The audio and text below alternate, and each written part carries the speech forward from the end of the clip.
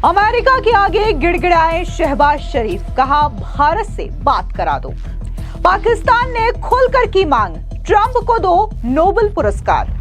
पाकिस्तान ने ट्रंप को Nobel prize के लिए किया नॉमिनेट।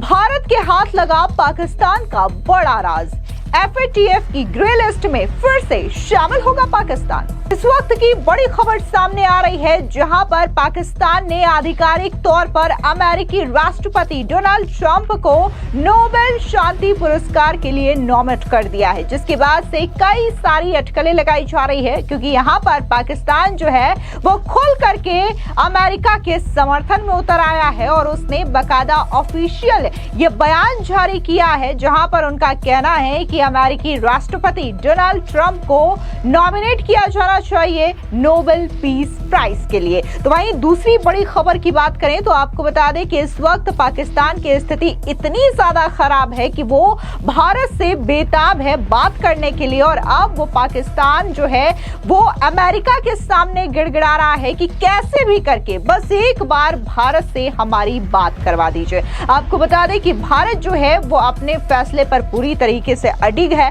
भारत का कहना है कि अगर पाकिस्तान पर बात होगी तो वो सिर्फ और सिर्फ POK और आतंकवाद जैसे मसले पर होगी। दरअसल आपको बता दें कि पाकिस्तान ने आधिकारिक तौर पर अमेरिका के राष्ट्रपति डोनाल्ड ट्रंप को साल 2026 के नोबेल शांति पुरस्कार के लिए नॉमिनेट कर दिया है। पाकिस्तान सरकार की ओर से एक ऑफिशियल बयान जारी किया गया है और इस बात की पुष्टि की गई है। बता दें कि पिछले कुछ दिनों से बात के कयास लगाए जा रहे थे कि शांति पुरस्कार के लिए पाकिस्तान अमेरिका के राष्ट्रपति डोनाल्ड ट्रंप को नॉमिनेट कर सकता है। वाशिंगटन में जब पाकिस्तानी सेना के मुखिया जनरल आसिम मुनीर ने लंच पर ट्रंप से मुलाकात की तो एक तरीके से इन कयासों की पुष्टि हो गई। बता दें कि पाकिस्तान ने जारी अपने बयान में कहा है कि 2025 में भारत और पाकिस्तान की जंग के दौरान ट्रंप के निर्णायक कूटनीतिक हस्तक्षेप और महत्वपूर्ण नेतृत्व की वजह से ट्रंप का नाम नोबेल शांति पुरस्कार के लिए प्रस्तावित करने का फैसला किया गया है। बता दें कि यह नॉमिनेशन राष्ट्रपति ट्रंप की ओर से बुधवार को व्हाइट हाउस में पाकिस्तान के सेना प्रमुख आसिम मुनीर की मेजबानी के तुरंत बाद हुआ है। बता दें जहां ट्रंप हर बार भारत पाकिस्तान के बीच 7 मई के बाद पैदा हुए हालातों को शांत करने का श्रेय लेते आ रहे हैं, तो वहीं भारत सरकार की ओर से हर बार इसका खंडन किया जा रहा है। भारत का कहना है कि भारतीय सेना की तरफ से करारे जवाब में पाकिस्तान को संघर्ष रोकने के लिए मजबूर कर दिया था और इसकी वजह से पाकिस्तान जो है वो सीज फायर के लिए गिड़गिड़ाया था।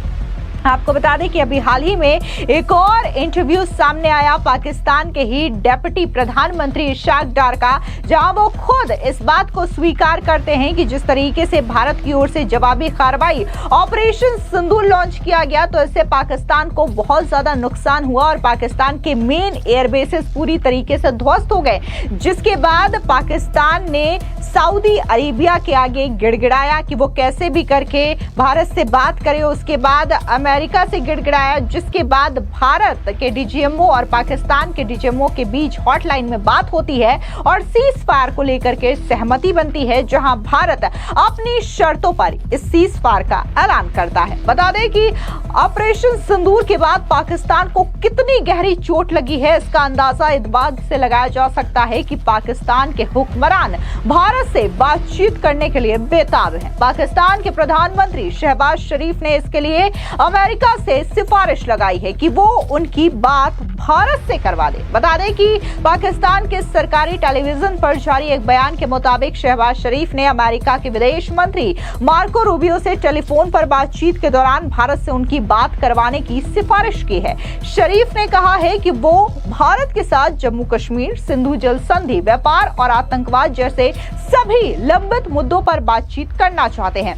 भले ही पाकिस्तान भारत से बात करने को बेताब नजर आ रहा है, लेकिन भारत पहले ही यह स्पष्ट कर चुका है कि वो पाकिस्तान से केवल 2 ही विषयों पर संवाद करेगा, POK की वापसी और आतंकवाद। वहीं दूसरी बड़ी खबर की बात करें तो आपको बता दें कि इस वक्त एक बार फिर से पाकिस्तान पर बड़ी मुसीबत मंडरा रहा है और एक बार फिर से कहीं ऐसा ना हो कि पाकिस्तान जो है वो FATF की ग्रे लिस्ट में फिर से शामिल हो जाए। दरअसल भारतीय कस्टम अधिकारियों ने कराची के पोर्ट कासिम जा रहे एक जहाज जहाज को पकड़ा है। इसमें रखे गए सामानों को पाकिस्तान का एक बड़ा राज खुल गया है। इस मामले में अब FATF ने रिपोर्ट पेश की है जिसमें इस बात का खुलासा हुआ है। दरअसल पाकिस्तान के मिसाइल प्रोग्राम को एक बड़ा खुलासा हुआ है।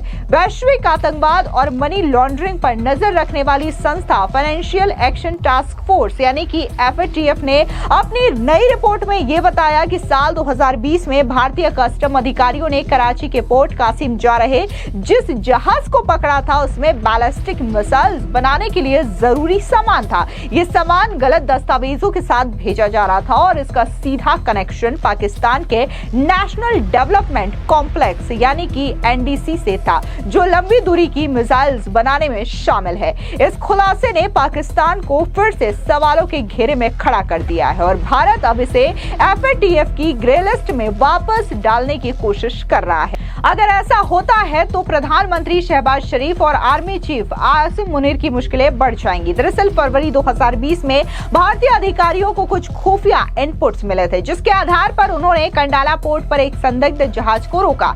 यह हांगकांग का जहाज द क्वीन युन था जो कि चीन के जियागिंग बंदरगाह से निकला था और इस जहाज में 35 से 40 फीट लंबा एक बड़ा प्रेशर चैम्बर मिला था जिसे मिसाइल्स बनाने के लिए इस्तेमाल होने वाला ऑटोक्लेव बताया गया। इस सामान को 2 गलत दस्तावेजों में छिपाया गया था लेकिन बिल ऑफ लैंडिंग यानी कि शिपिंग दस्तावेज से साफ हुआ कि यह पाकिस्तान के NDC के लिए था। रक्षा अनुसंधान और विकास संगठन यानी कि DRDO के एक्सपर्ट्स ने इसकी जांच में पाया कि यह सामान बैलिस्टिक मिसाइल्स के लिए था। कस्टम अधिकारियों ने राष्ट्रीय सुरक्षा के कारण इस मामले पर ज्यादा जानकारी साझा नहीं की है। आपको बता दें कि FATF ने अपनी रिपोर्ट में कहा है कि ऐसी गतिविधियां वैश्विक सुरक्षा के लिए एक बड़ा खतरा है। यह सामान न केवल मिसाइल बनाने में मदद कर सकता था बल्कि यह भी दिखाता है कि पाकिस्तान हथियारों के प्रसार में शामिल हो सकता है। FATF ने यह भी चेतावनी दी थी कि अगर देश ऐसी गतिविधियों को रोकने के लिए सख्त कदम नहीं उठाते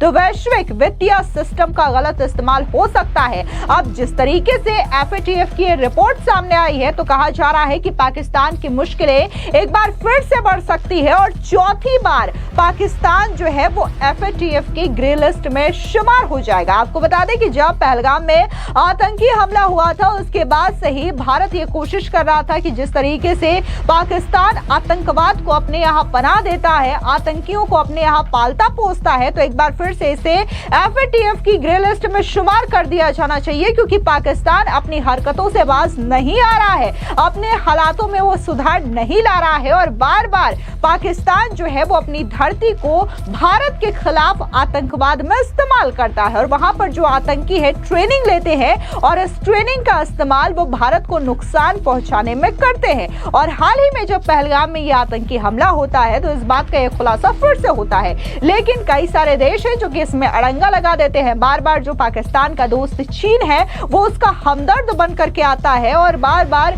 FATF की जो ग्रे लिस्ट है उसमें शुमार होने से रोक देता है। लेकिन अब जब इस तरीके की रिपोर्ट से बड़ा खुलासा हुआ है कि कैसे बार बार पाकिस्तान अपनी हरकतों से बाज नहीं आ रहा है तो कहा जा रहा है कि अब FATF भी काफी ज्यादा नाराज है और चौथी बार पाकिस्तान जो है वो FATF की ग्रे लिस्ट में शामिल हो सकता है। फिलहाल इस पूरी खबर पर आपकी क्या राय है कमेंट सेक्शन में जरूर बताएं। धन्यवाद।